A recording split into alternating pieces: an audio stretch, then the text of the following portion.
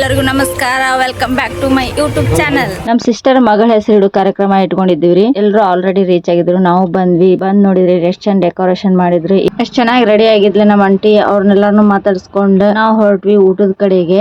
ಇಲ್ಲಿ ನಮ್ಮ ಬ್ರದರ್ಸ್ ಎಲ್ಲ ಅಲ್ಟಿಮೇಟ್ ಟ್ಯಾಲೆಂಟೆಡ್ ಅದಾರ ನೋಡ್ರಿ. ನಮ್ ಬ್ರದರಿಗೆ ಊಟಕ್ಕೆ ನೀಡಂತ ಇಲ್ಲಿ ನಿಲ್ಸಿದ್ರ ತಾವ ಟೇಸ್ಟ್ ಮಾಡಕತ್ತಾರ ನೋಡ್ರಿ. ಅಲ್ಲ ನಾವೇನ ಬಿಕಾರಿ ನನ್ ಮಕ್ಕಳಲ್ಲ, ನಾವು ಕೂಳಿ ಗತಿ ಇಲ್ವಾ? ಒಬ್ಬೊಬ್ರು ಒಂದೊಂದ್ ಸ್ವೀಟ್ ತಿಂದ ಖಾಲಿ ಮಾಡಕತ್ತಿದ್ದಾರ್ರಿ. ಯಾಕೆ ಇಷ್ಟು ಚಂದ ಇದ್ಯಾ ನೀವು?